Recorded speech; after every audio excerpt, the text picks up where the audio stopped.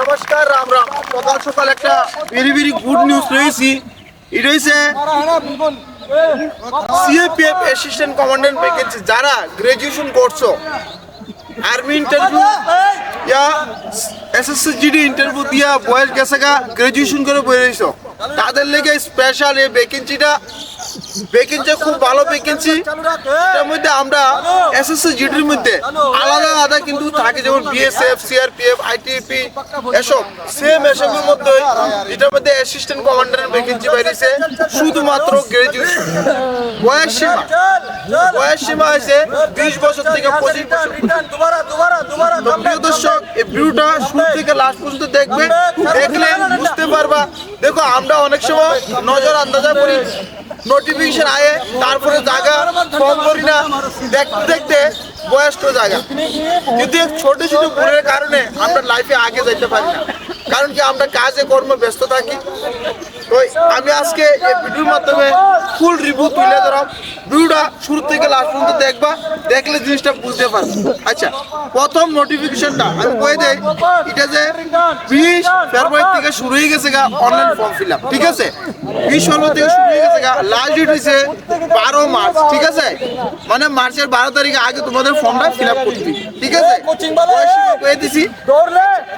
তারপরে আমি কয়ে দেই ভেরি ভেরি ইম্পর্টেন্ট, পরীক্ষাটা কোন জায়গাতে হইব। তো প্রিয় দর্শক, পরীক্ষাটা হইব আগরতলাতে। ঠিক আছে, ঘাবড়াবে না, পরীক্ষাটা হইব আগরতলাতে।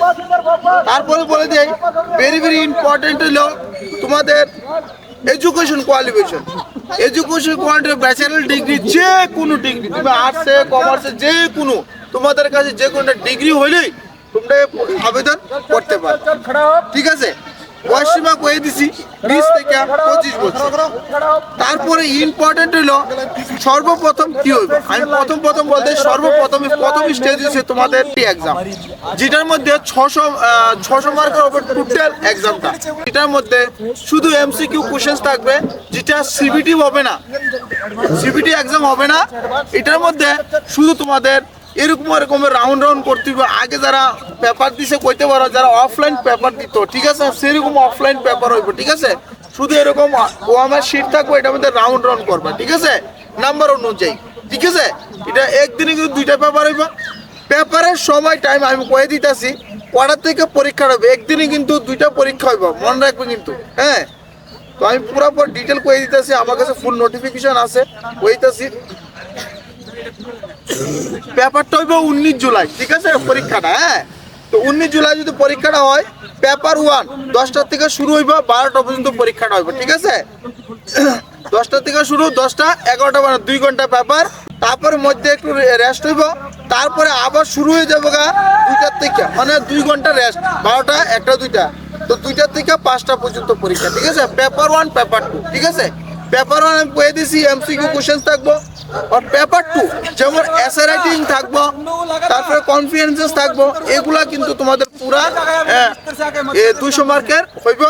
আর পেপার 1 কিন্তু হইব 250 মার্কের। ঠিক আছে, এটা হচ্ছে 19 জুলাইয়ে তোমাদের পেপার 1 হইব, যেটা টাইম থাকবো টোটাল থাকবো 2 ঘন্টা। ঠিক আছে, 250 মার্কের। ঠিক আছে, এর পরের যেটা পেপারটা হইব, এটা হইব তোমার 200 মার্কের, টাইম থাকবো 2 ঘন্টা। ঠিক আছে, 2টা থেকে 5টা পর্যন্ত পরীক্ষা চলবে। ঠিক আছে, ও আমার সিটের মধ্যে পরীক্ষা হবে, একদিনে পরীক্ষা হইবে। যখন তোমরা পরীক্ষা দিয়া লাইবা, 450 মার্ক, 200 মার্ক আর 250 কত হইছে, 450, 200 আর 250 কত, 450, 8 থেকে 150 মার্ক। 150 মার্কে যেটা থাকবো, এটা থাকবো পার্সোনাল ইন্টারভিউ। আমি পুরো ডিটেইলি ভিডিওর মাধ্যমে মুখে দিয়েছি। ঠিক আছে, তো পরীক্ষাটা হয়, তো তোমার সেই হিসাবে প্রস্তুত নিতে হইব। সকাল বিকাল কন্টিনিউ পড়তে হইব, কিন্তু ইংলিশে স্পেশাল হইতে হইব। রাইটিং স্কেল তোমাদের বাড়াইতে হইব, ওর টাইম সহ তোমার কন্টিনিউ লিখতে হইব। নিউজ পেপার বেশি পড়তে হইব। ঠিক আছে, আমি একটা কথা, দা হিন্দু একটা নিউজ পেপার আছে, এটা ডেলি তুমি পড়লে ডেলি কারেন্ট অ্যাফেয়ার্স পাইয়া লাগবে। ঠিক আছে, তারপরে 150 মার্ক হবে পার্সোনাল ইন্টারভিউ। ঠিক আছে, তো টোটাল মিলে হইতেছে 600 মার্ক। ঠিক আছে, এটা কিন্তু নর্মাল পোস্ট, এটা হচ্ছে হাই লেভেলের পোস্ট, ইউপিএসসি একটু নিচে লেভেলের। কিন্তু যদি পরিশ্রম করো 110% সাকসেস হবে। ডাইরেক্ট 3টা স্টার। ঠিক আছে, অ্যাসিস্ট্যান্ট কমান্ডেন্ট, মানে একটা মালিক কোম্পানির 700-800 লোক যেটা আছে, তাদেরকে কমান্ড তোমরা একটা অফিসার র্যাঙ্ক। ঠিক আছে, আচ্ছা, তারপরে প্রথম স্টেজ তোমাকে বলে দিলে পরীক্ষা হইব, কি পরীক্ষা হইব? আমার শীটের মধ্যে অফলাইন পরীক্ষা। যখন পরীক্ষা শেষ হয়ে যাবে তারপরে রেজাল্ট আইব, মাত্র 5 থেকে 7 দিনের মধ্যে তোমাদের রেজাল্ট দিয়ে দেবে। রেজাল্ট পাস করলে তারপরে সে মেইন খেল, কি খেল? Physical test. কি খেল? Physical test. দেখো এটার মধ্যে মেল আর ফিমেল পুরো ভারতের ক্যান্ডিডেট অ্যাপ্লাই করতে পারবো। প্রথম বলতে ফিজিক্যাল টেস্ট, তারপরে হাইট মেজারমেন্ট কমু, কি কি তোমার হাইট মেজারমেন্ট হতে হবে, ঠিক আছে? দেখো ফিজিক্যাল টেস্টের মধ্যে কি কি হবে? প্রথম হইব 100 মিটার রেস মেল ক্ষেত্রে, হ্যাঁ, যেটা আমাদের 16 সেকেন্ডে তোমাদের পুরা করতে হবে। ওমেনদের 18, মেয়েরা থাকবে 18 সেকেন্ড, আর ছেলেরা থাকবে 16 সেকেন্ড 100 মিটার। তারপরে 800 মিটার রেস, ঠিক আছে, এটা আমাদের 3 মিনিট 45 সেকেন্ড, এটা হচ্ছে ছেলেদের ক্ষেত্রে। আর মেয়েদের ক্ষেত্রে 4 মিনিট 45 সেকেন্ড, ঠিক আছে। তারপরে হইব লং জাম্প, ছেলেদের ক্ষেত্রে 3.5 মিটার, ঠিক আছে। 3.5 মিটার মানে হিসাব করে দেখো কত মিটার আয়। কি চান্স পাবে? 3টা। 3টার মধ্যে যদি পাস না করতে পারে তাহলে তোমাদের ফিজিক্যাল টেস্ট ফেল করে দিব। ফিমেল ক্যান্ডিডেট 3 মিটার, ঠিক আছে। লং জাম্প হইছে ছেলেদের ক্ষেত্রে 3.5 মিটার আর মেয়েদের ক্ষেত্রে 3 মিটার লং জাম্প, ঠিক আছে। তারপরে থাকবে শর্ট পুট 7.26 একটা গোলা থাকবো, যেটা থ্রো করে পালানো। এটা শুধু ছেলেদের ক্ষেত্রে, মেয়েদের ক্ষেত্রে নয়, এটা তোমাকে থ্রো করে ফালাইতে হইব, ঠিক আছে। তারপরে দিয়ে হইব মেইন হইছে তোমাদের এটা শেষ হয়ে গেলে, এর আগে আমি বলে দেই তোমাদের হাইটটা কতটুকু লাগবে, এটা হচ্ছে ভেরি ভেরি ইম্পর্টেন্ট। এটা আমি বলিনি, এখন বলে দিচ্ছি। হাইট থাকলে তোমরা অ্যাপ্লাই করবে, হাইট না থাকলে তোমরা কিন্তু অ্যাপ্লাই করতে পারত না। আচ্ছা, প্রথম বলে দেই হাইট 165 সেন্টিমিটার। তুমি যে কোনো স্টেটের হোক, এটা কোনো ছোট না যে নর্থ ইস্ট আদার স্টেট কোনো না, এটা সবাই লেগে বরাবর 165 হইতে হবে হাইট। ছেলেদের ক্ষেত্রে, মেয়েদের ক্ষেত্রে 157 সেন্টিমিটার। আর বুঝলি তোমরা 157 সেন্টিমিটার হতে হবে মেয়েদের ক্ষেত্রে, আর ছেলেদের ক্ষেত্রে 165 সেন্টিমিটার। তলি কিন্তু অ্যাপ্লাই কর, নাহলে অ্যাপ্লাই করতে না। চেস্ট 81 5 সেন্টিমিটার ফ্লায়া, 5 সেন্টিমিটার ফ্লাই দিব। 81 + 5 86 হবে না, তো 86 অবধি করতে হবে, ঠিক আছে। আর চোখের আই 6/6 আর 6/12 হতে হবে, ঠিক আছে।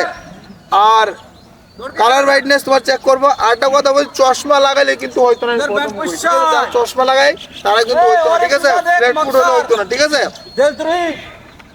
আমি সবকিছু বলে দিয়েছি এই ভিডিওর মাধ্যমে।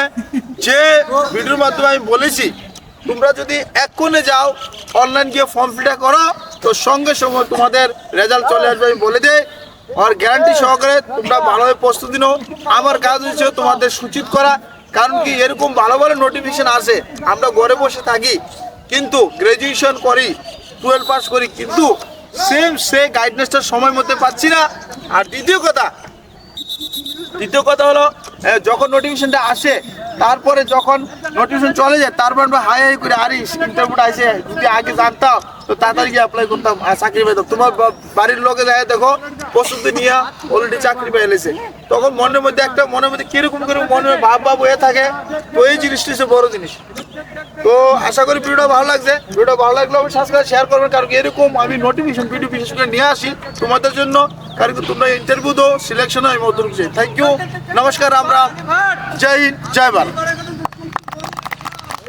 বলো ভারত মাতা কি, ভারত মাতা কি, ভারত মাতা কি।